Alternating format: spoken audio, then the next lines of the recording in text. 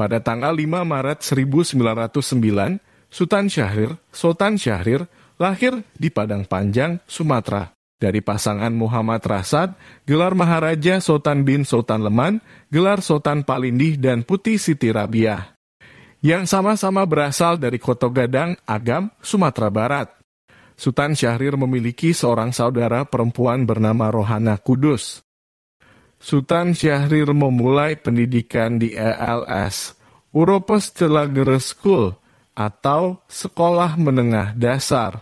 Setelah menyelesaikan pendidikan di ELS, ia dipindahkan ke Mulo, Meruikeberidlager Onderwijs, yang sejajar dengan Sekolah Menengah Tahun Pertama, juga dikenal sebagai SMP.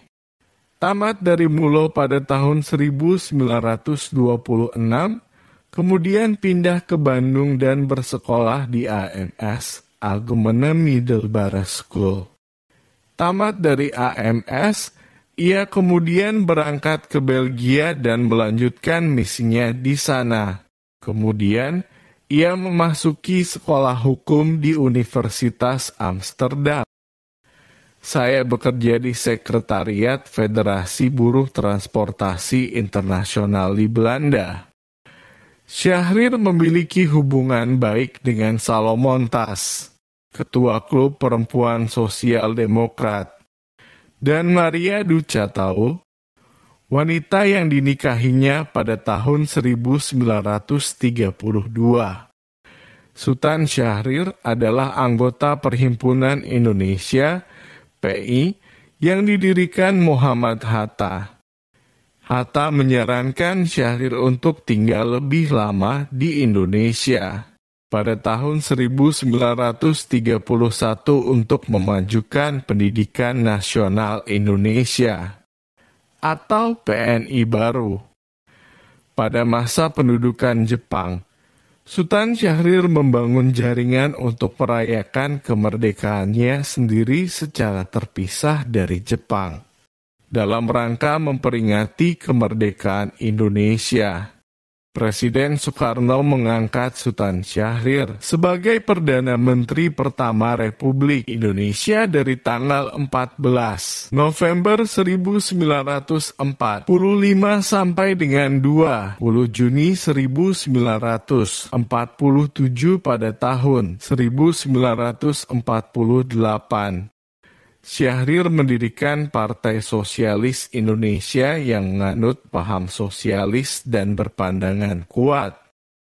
Setelah mendapat izin dari pemerintah untuk menggantikan pemerintahan revolusioner Republik Indonesia, PSI resmi berdiri pada tahun 1960. PRRI pada tanggal 9 April 1966 melalui Kepres No.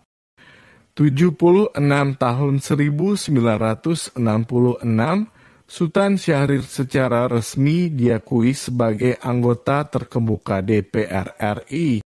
Nah, ini dia kata-kata inspirasi dari beliau yang harus kita tahu, teman-teman. Kemerdekaan nasional adalah bukan pencapaian akhir, tapi rakyat bebas berkarya adalah pencapaian puncaknya. Tiap persatuan hanya akan bersifat taktis, temporer, dan karena itu insidental. Usaha-usaha untuk menyatukan secara paksa hanya akan menghasilkan anak banci. Persatuan semacam itu akan terasa sakit, tersesat, dan merusak pergerakan. Nasionalisme yang Soekarno bangun di atas solidaritas hierarkis, feudalistis sebenarnya adalah fasisme, musuh terbesar kemajuan dunia dan rakyat kita. Hidup yang tidak dipertaruhkan tidak akan pernah dimenangkan. Partai itu tidak perlu banyak anggota, sedikit saja jumlahnya, asal paham, militan, menguasai keadaan, serta memahami teori-teori perjuangan. Dan hanya semangat kebangsaan yang dipikul oleh perasaan keadilan dan kemanusiaan. yang dapat mengantar kita maju dalam sejarah dunia. Perjuangan kita sekarang ini tak lain dari perjuangan untuk mendapat kebebasan jiwa bangsa kita. Kedewasaan bangsa kita hanya jalan untuk mencapai kedudukan sebagai manusia dewasa bagi diri kita.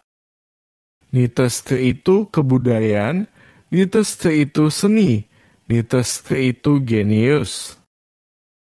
Hidup yang tak diperjuangkan tak dapat dimenangkan.